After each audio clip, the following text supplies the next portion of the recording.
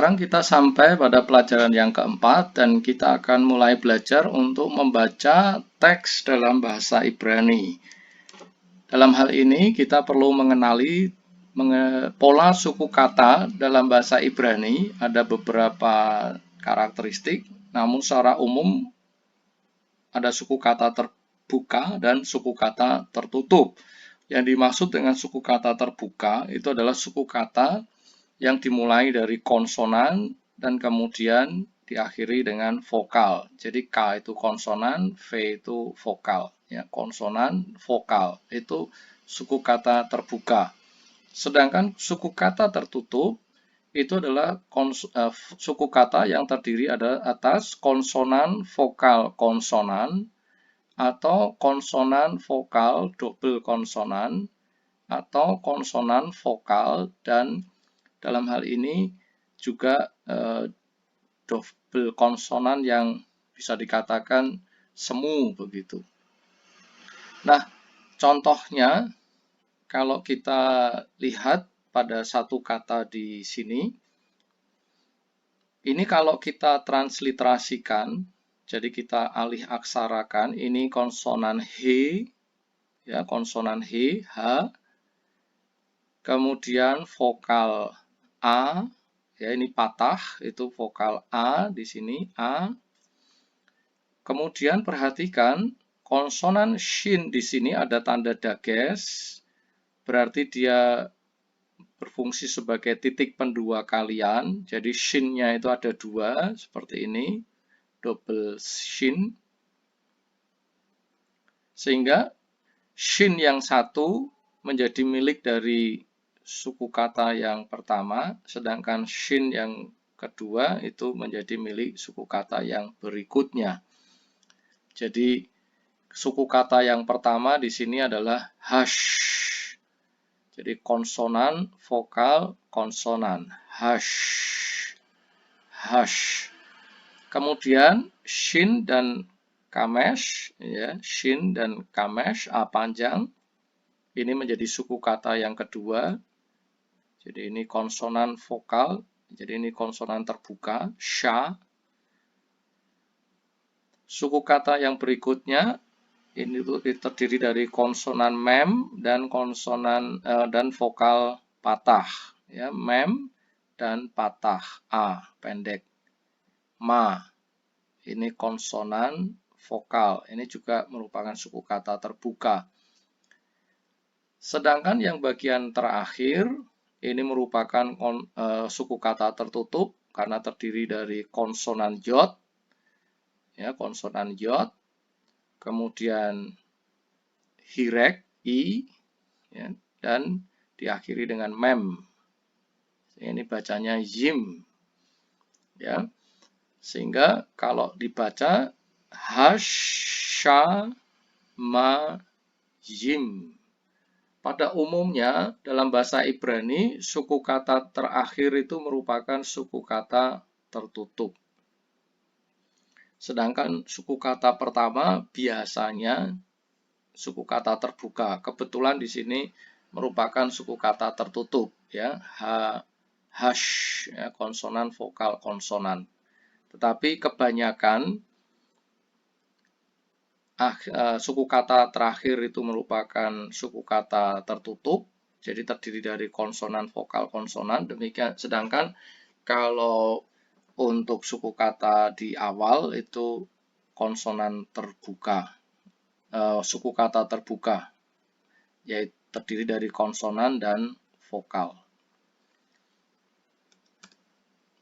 Nah, latihan ini pernah sudah juga saya tampilkan di pelajaran yang ketiga ketika kita belajar mengenai vokal, tanda vokal Ibrani. Nah, ini bisa kembali dipakai untuk latihan membaca kata dalam bahasa Ibrani. Misalkan kata yang pertama ini bacanya bara. Jadi suku kata pertama itu bit dan kametz, ya, ba. Suku kata kedua resh, kametz, dan alef, ra. Ini suku kata terbuka karena terdiri konsonan dan vokal. Sedangkan Yang berikutnya suku kata tertutup, ya konsonan, vokal, konsonan. Bara. Sedangkan kata kedua ini bacanya adalah Elohim. Ya, Elohim. Kalau kita bagi suku katanya, suku kata pertama itu terbuka, konsonan alef dan segul katif. Sedangkan untuk suku kata yang kedua itu juga terbuka, lamet dan holem. Sedangkan suku kata yang ketiga, suku kata tertutup, he, kemudian hireh. Ini yodnya bukan konsonan, tetapi dia berfungsi sebagai vokal.